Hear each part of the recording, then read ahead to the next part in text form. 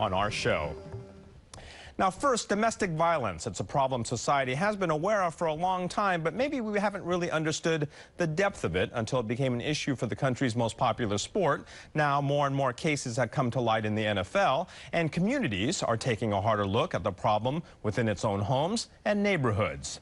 Now, joining me right now to talk about the situation in South Asian communities and what's being done about it is the board president for Maitri, Sonia Palea, and the board secretary, Abba Singhvi. Thank you both for being here. Thank you for having us. It is a pleasure. Now, tell us, first of all, a little bit about your organization and how it got started. So it was started in 1991 by a group of 4 women, and they started getting calls from the community and the mainstream saying, oh, there's an Indian woman or a Pakistani woman who's having problems of domestic violence. Perhaps you're from the same community, you can help her. And when they tried to connect the women to mainstream services, they found there were a lot of gaps that were not being served by the mainstream agencies for immigrant women. And so in 1991 February, they incorporated as a nonprofit called Maitri, which means friendship in many, many South Asian languages. And since then, starting from you know, a little one of those physical phone messaging systems, yes, to now we have an organization that is, we have a 9-bedroom transitional home, we have a hotline. We have received over 30,000 phone calls since we started. We have 10 staff, and we have a large budget. A lot of demand out there then, huh? Yes, and as we have gone more and more into the community and done more and more outreach, we don't think that domestic violence has increased, but awareness and the community change and being willing to talk about these issues which were previously considered to be staying within the home, not to bring shame on the family, not to impact the rest of your extended family. There's a huge sea change in the South Asian community. So we get a lot of calls from women and men sometimes, and elders, where they're trying to find out their options rather than calling us after the situation has gotten out of control, or the police is involved, or they are homeless, things like that. Where did you see that kind of change, that kind of awareness come about? Is it because they knew now there's a service out there that can help us, or what made people suddenly start treating the situation differently than they did before? I think it's several things. One is that the outreach we did, and we said, you know, nobody deserves to be abused. And no matter what a situation is between a partner and 2 partners, there are options available. Violence, abuse, verbal abuse, emotional abuse, any of these are not justified.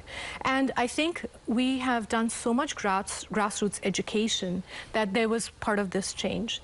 The other thing is, I think as the South Asian community has assimilated into the mainstream and have experienced what is happening in the mainstream, I think they have also seen that, you know, there is help out there. Right? There is a lot of education in the mainstream agencies. There is, when you look at TV, these are issues of the day. So I think that the South Asian community has begun to change. You know, from when we initially would go out, people would say, oh, you are home breakers, or you're out there to get us divorced, or now people come and say, oh, you helped my cousin or my friend's wife, or, you know, somebody I know was helped and you're doing a great job. Now, a lot of times when we say community, we are actually talking about a lot of communities within the community. That is correct. And of course, that's certainly the case here. Are there any problems in terms of the different kind of cultures, different kind of communities, in terms of language or cultures or differences in attitude? You know, the thing is that it's maybe not an attitude as much as the resources they need. A lot of the women who call us who are very, you know, educated, maybe they're assimilated, they need a shorter time of help from us. But the clients who stay with us for a longer time are monolingual, maybe. You know, they need translation services, they need assistance with the judiciary. They're not assimilated into the life here. So the clients who really stay with us for a really extended period of time, which is very different from the mainstream agencies similar to us, is the clients who need help. They may not know how to take a bus. They don't know how to open a bank account.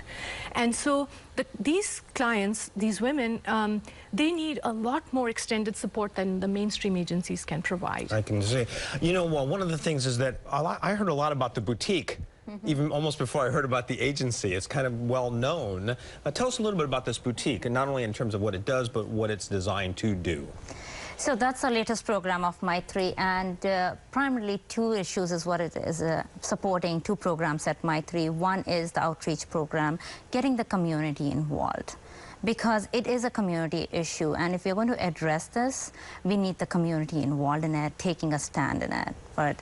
So it is a safe space for people to talk. It's a fun place, and where they can talk about it, learn about a very serious issue that's there. Otherwise, it's an intense issue.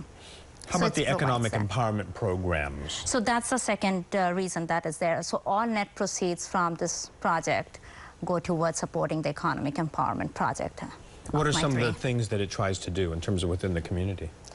So within the community, as far as involving the community, a lot of people who are walking into the boutique, they really don't know about Maitri. So it starts informing them that we exist, about domestic violence as such.